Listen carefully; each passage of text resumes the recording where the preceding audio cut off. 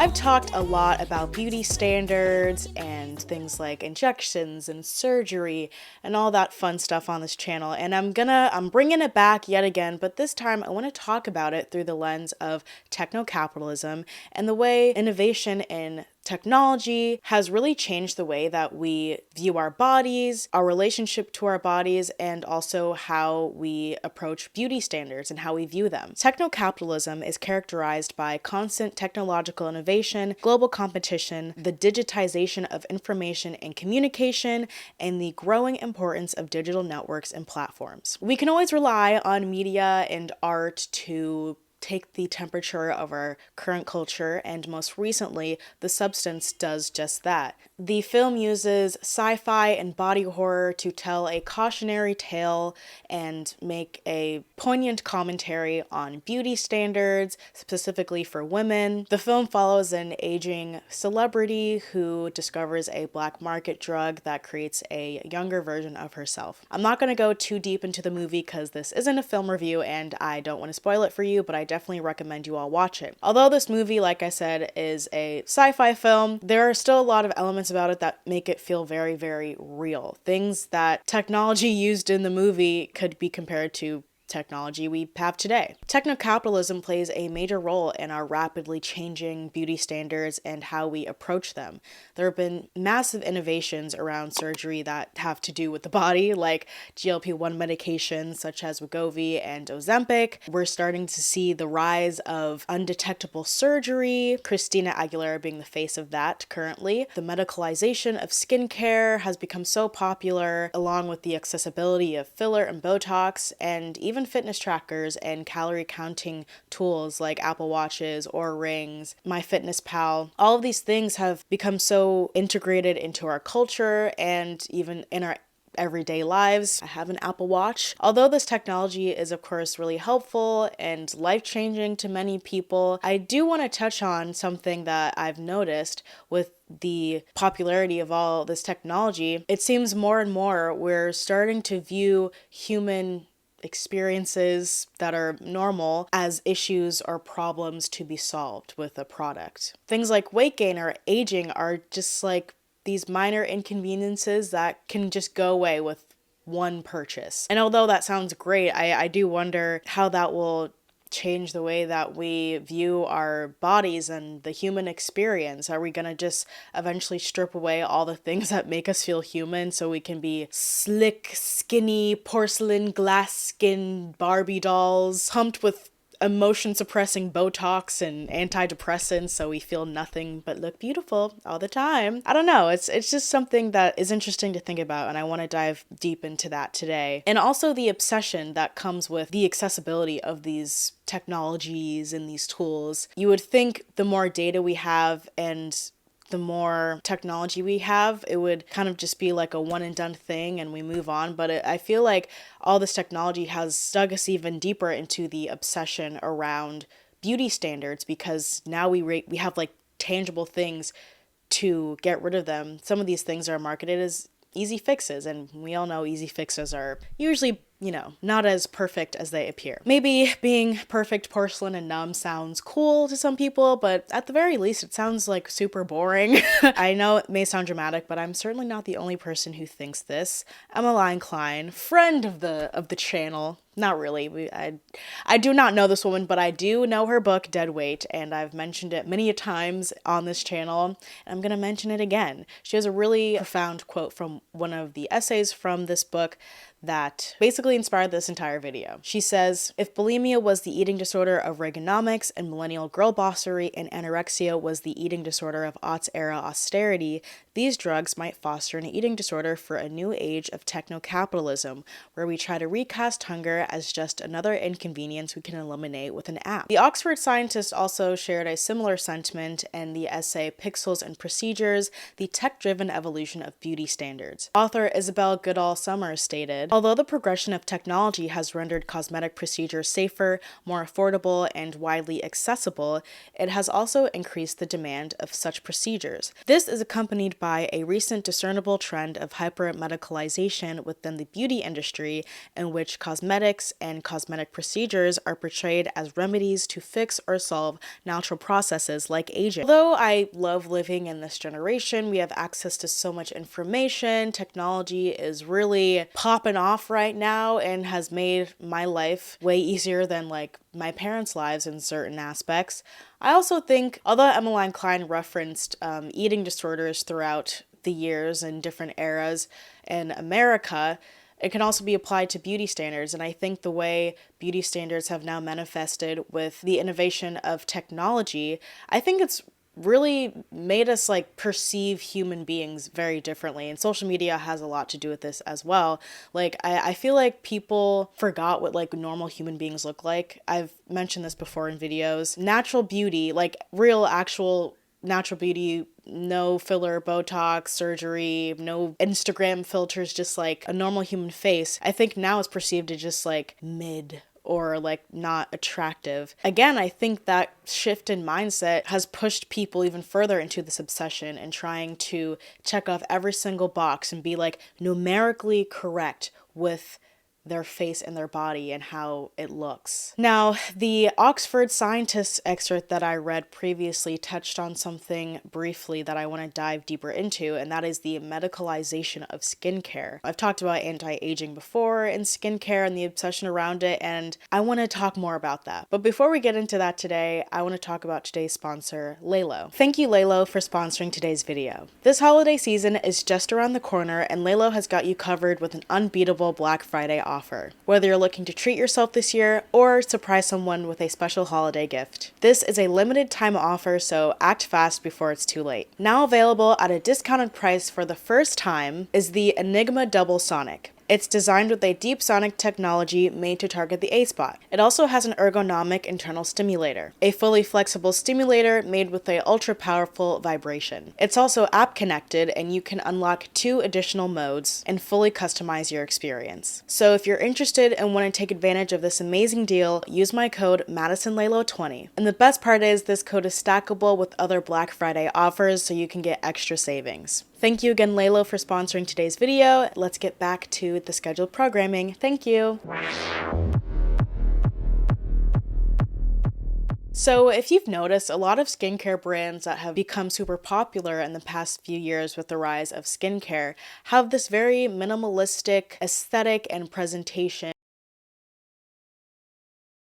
Concerned about the ingredients in their products, how different ingredients work and mix together. It's become very scientific or medicalized, even for the average consumer who has maybe never even stepped foot into a dermatologist office. Brands like The Ordinary and The Inkey List have gained widespread popularity post-lockdown, promoting their products based on chemical formulations and often adopting highly therapeutic and medical language in their marketing strategies. Moreover, the surge in elaborate skincare routines, often comprising 10 or more steps, encompassing a myriad of specialized products, appears to be driven by capitalist motives, marketing products which tap into individuals' insecurities rather than genuine need. That last part really touches on the capitalist aspect of the technocapitalism that I'm discussing in today's video, because at the end of the day, no matter how medicalized, whether it's a literal like medication or a minimalist single ingredient skincare product, it's all being sold to you, right? It's all something for you to purchase with the intention of fixing something, solving a problem to do with the body.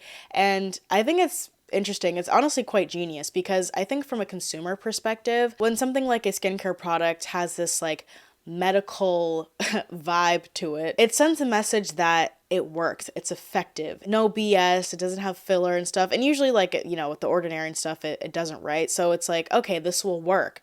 This is like scientifically proven to work. It makes it feel more legitimate and calculated, which means there's less potential risk or potential error. If we're treating skincare like a mathematical equation, then you are guaranteed to achieve the best and quickest results. And who doesn't want that? I mean, if you buy something, you want it to work, right? And I think it's great that we have so much information around skincare and that we can actually buy things that are good for our skin and will help us get the results that we want, and that people are so concerned about the ingredients that they are putting on their bodies. That being said, of course, we all know the skincare trend has gotten a little out of hand. Like, you really don't need a 12-step skincare routine. But I think the reason why people have gotten so obsessed with skincare in a way is that they're sold all these products, the 12-step skincare routine, but also, there's all these ingredients and you need to learn how to balance them properly, or you could give your chemical burns. And so people have gotten so obsessed with not only getting these results, but also making sure their skin routine is perfect. Jessica DeFino actually discusses the obsession around skincare in a Substack article called When Obsession with Skincare Becomes Dermorexia. I previously used the term dermorexia to describe a number of obsessive behaviors enabled and encouraged by the skincare industry today.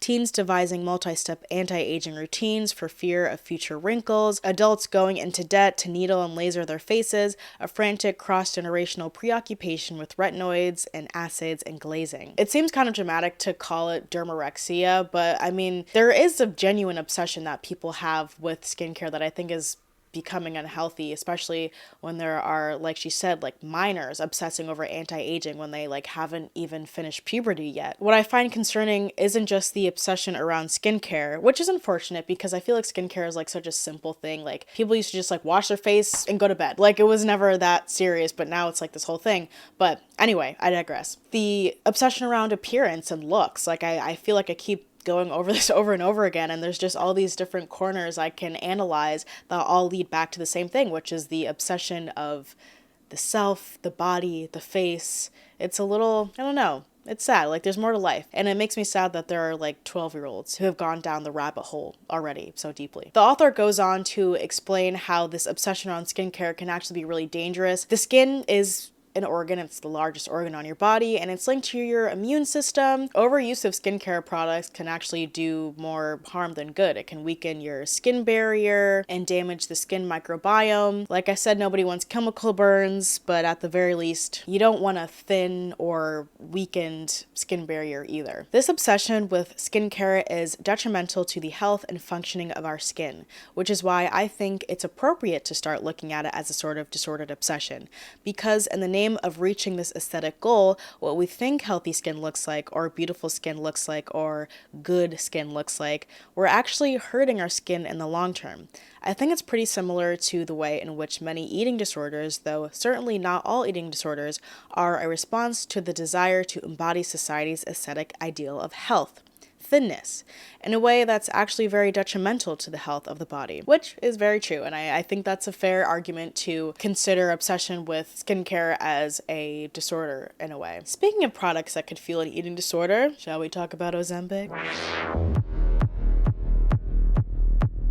I can't talk about technology and the body and beauty standards without talking about GLP-1 medication. Come on now. So I've mentioned GLP-1s in passing in recent videos, and I'm going to talk about it again a little more in depth. So just to differentiate here, because I think it's important, there's Ozempic, Wegovy, and Mounjaro. Those are the big three GLP-1 medications right now, and they are a bit different from each other. So Ozempic is intended for type 2 diabetics. In order to officially qualify for Ozempic, according to the FDA, you need to be a type 2 diabetic. Ozempic regulates blood sugar for individuals who have type 2 diabetes. It also lowers heart and stroke risks and cardiovascular disease for those with diabetes.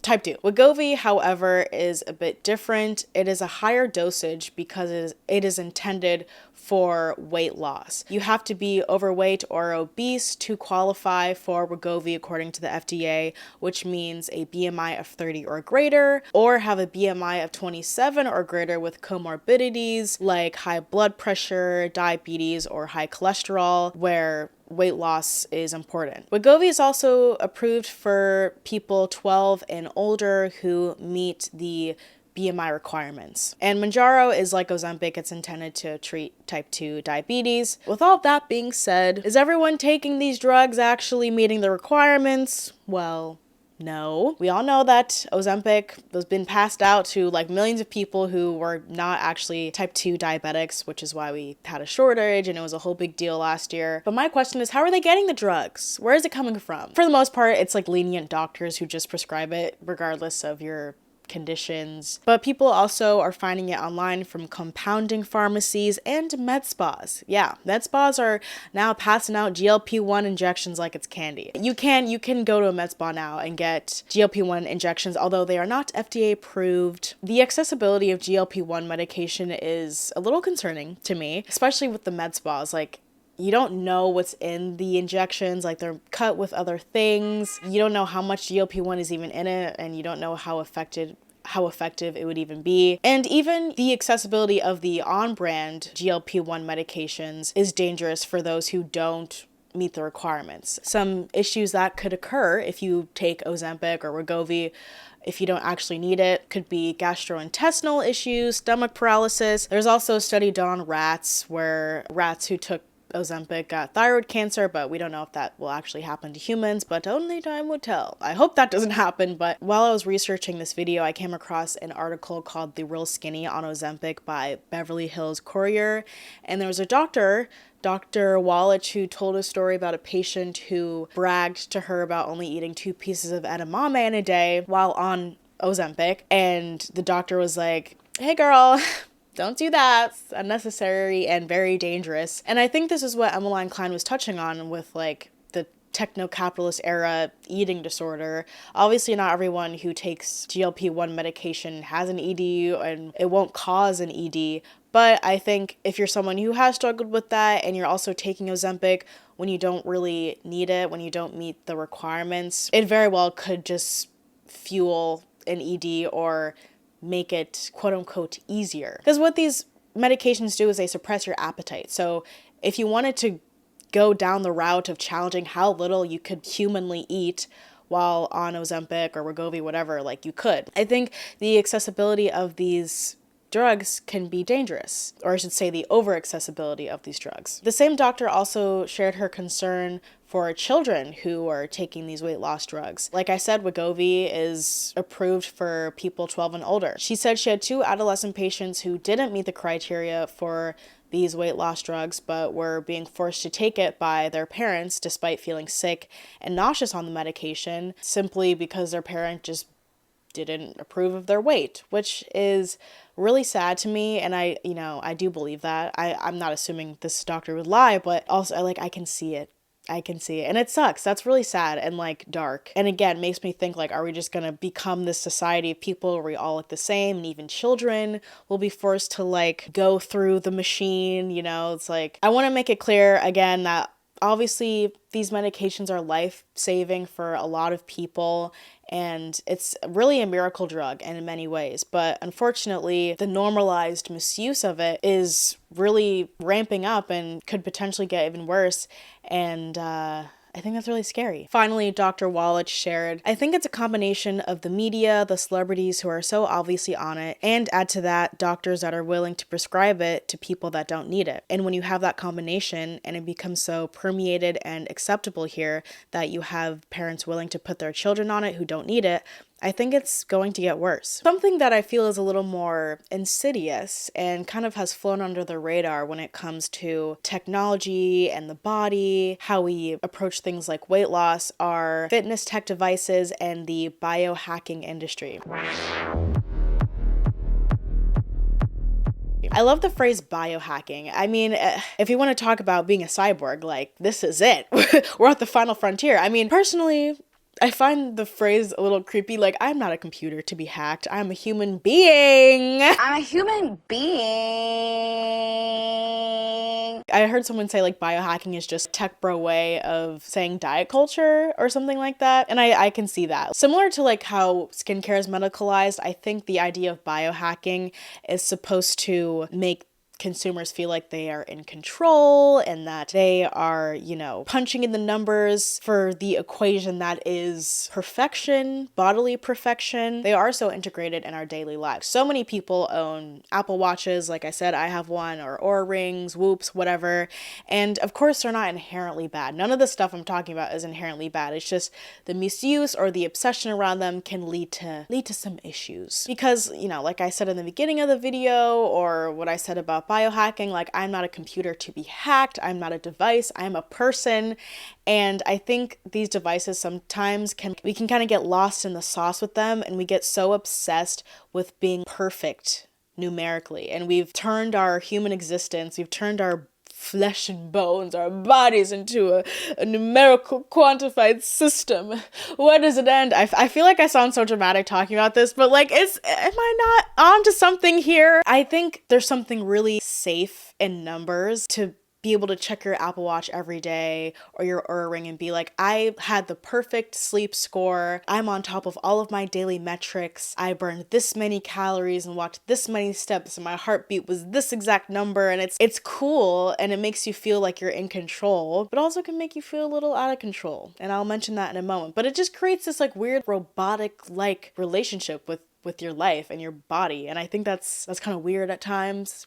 Some people I know like are really cool and down with it, and I think there's actually nothing wrong with it, but again, it's just like once it becomes obsessive and we like lose the color of what it means to be human, I think is not great. You can numerically summarize your sleep, your steps, and the oil content of your skin. A watch or ring can give you a numbered sleep score or tell you what the water content of your body is. In the 90s, it's true. You could buy a book that could tell you the number of calories in an apple. You could track your food intake by recording every bite in a notebook, but it simply wasn't possible to reduce yourself to data in the way it is now. We have calorie counting apps, Oura Rings, Apple Watches, we have Google. Back then you could go to a Weight Watchers meeting and convene with your fellow dieters. Now, the Weight Watchers meeting lives in your pocket and watches you while you sleep, and you don't even have to talk to an actual person. Like I said, I think the idea of having metrics and numbers and being so accurate and precise makes you feel like you're in control, but in reality, I think the more data we have, the more we can obsess over it, and we want to be perfect day in and day out, and that can really lead you down a dark path and also distract you from the real reason for keeping tabs on your health. You want to be healthy, you want to live comfortably in your body and reduce any sort of potential risk, harm, illnesses, etc.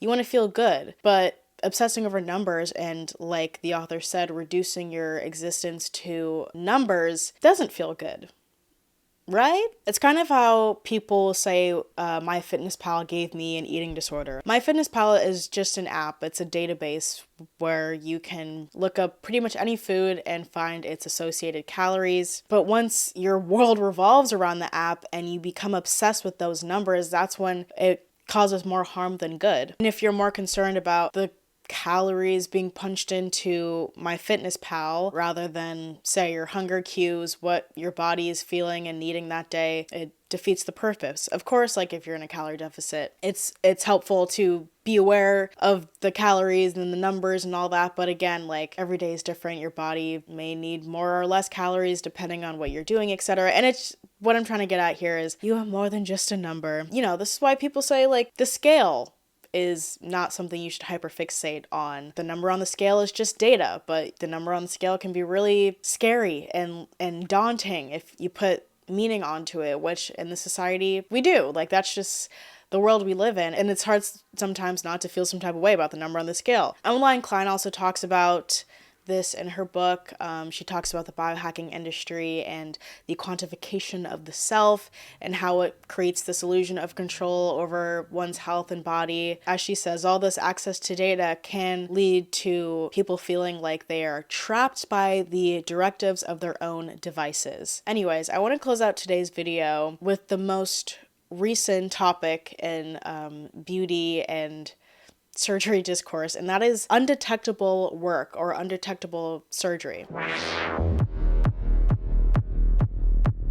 Christina Aguilera has been the face of this conversation. She has had a resurgence in her career, and everyone's talking about her fountain of youth, head to toe, death becomes her transformation. Like, she really does look like she took the death becomes her potion and like reversed back in time 20 years ago, and it's crazy. I mean, it's wild what technology can do now. And so we have kind of moved on from the overfilled, obvious work, Botox filler look, and now we are going for that more natural look, and by natural we just mean undetectable look of plastic surgery. Before I get into the surgery part, I do think it's interesting that her career has had a resurgence in conjunction with her transformation. And it does kind of prove what I think we've all been saying for years now. And that's like, people really only care about one thing if you're a woman, especially a woman in the music industry. Christina Aguilera is one of the most talented, accomplished, acknowledged musicians in the world. But of course, like, people care about her again all of a sudden because she's lost weight and she looks so young, and it's obvious, and it's like, it's not surprising, but I feel like it had to be said. Anyways, undetectable surgery. What does it mean? What is it? So I read a Dazed article about this undetectable surgery. What exactly is it? And it seems like a lot of it has to do with skincare. Dr. Tripathi explains that there is a shift of focus towards skincare, with cutting-edge procedures like growth factors revolutionizing the technology. Growth factors used to be something that we would get from our patients' blood, but now we're able to source them from things like bone marrow, umbilical cords, and are even bioengineering them in the lab. These treatments can dramatically improve the aging process of the skin. It's taking the aesthetic skin world to an entirely new level. Dr. Tripathi says that his assumption is that rather than going under the knife, everyone in Hollywood is getting continuous skin treatments. And I'm no doctor, so I really don't have any opinion on that or knowledge on that. But I do also think maybe as fillers kind of fall to the wayside, facelifts will come back. Maybe a new and improved modernized facelift that is even more undetectable, because we've seen how filler just doesn't sit well after a while and can just kind of progress the aging process more than anything. What are the undetectable procedures? Blephs right now, I think, are the buzzword. Everybody is getting their eyes done. Obviously, it's a surgery, but it's not a super invasive like a lateral brow lift. I think a lot of people are looking into that to kind of refresh their eye area, because I think also we're in this world where fillers and neuromodulators are a part of people's beauty routines at this point. And so once the Botox stops working around certain areas around their eyes, they're like, what's next? What else can be done? And that's like a relatively affordable one because it has like very little downtime. I want to write a book called It's All Rhinoplasties, and that's the truth. Because if you notice somebody looks really, really good and you can't put your finger on it, chances are they had a rhinoplasty. Something that I feel like people notice, but they can't put their finger on it, are the veneers. Shout out Taylor. Yeah. Yeah. Right? Taylor has amazing She just veneers. did something. Whoever she's going to now nailed it. Anyways, what does all this undetectable age-reversing surgery mean for the rest of us? I mean, like I said in the beginning of the video, are we just like getting rid of aging? Like, are we just gonna like do without that and be like, we're gonna look 12 forever? Yeah. Will normal people feel pressure to do this? I mean, like everything else that rich people do, eventually it trickles down to the plebeians, and we all start doing it until they find something else. But I wonder if this will only progress our obsession around anti-aging. The undetectable era could herald a time where many older women, if they can afford it, are able to regain their lost youth and prolong their career, albeit temporarily. It also indicates the ever-narrowing gap between our real selves and how we perform online, with the erasure of innate selfhood and pursuit of an ever more evasive idea of perfection. How far are we willing to go to stay young, beautiful, and relevant? Will we ever age gracefully again? Did we ever really want to age gracefully at all? I don't think we ever wanted to age gracefully.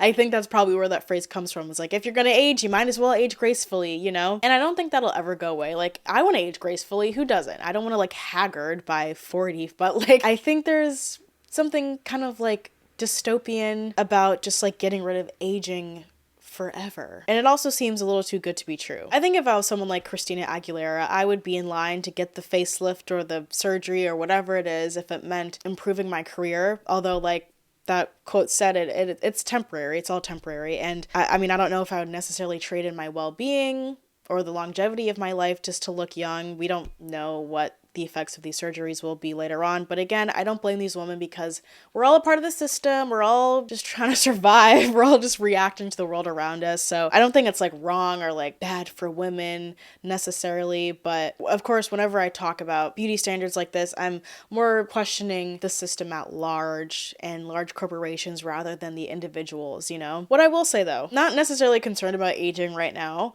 but as an adult woman who was oftentimes mistaken for a child in public, I can't imagine experiencing that at like 45 years old. Like, people think I'm 16 a lot or like 17, 18, 19. I'm none of those ages.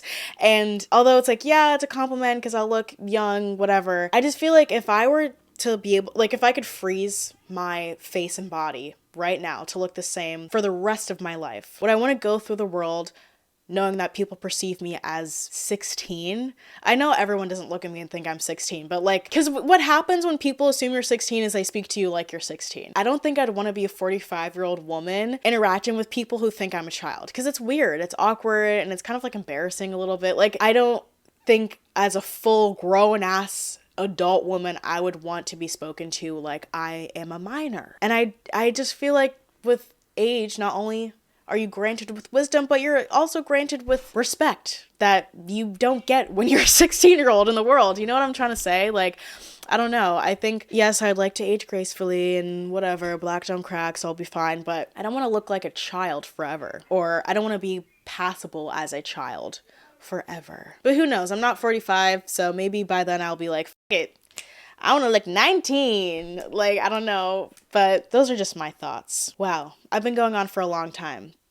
Thank you for watching. My head hurts and I need to lay down, so I'll see you in the next video. Bye.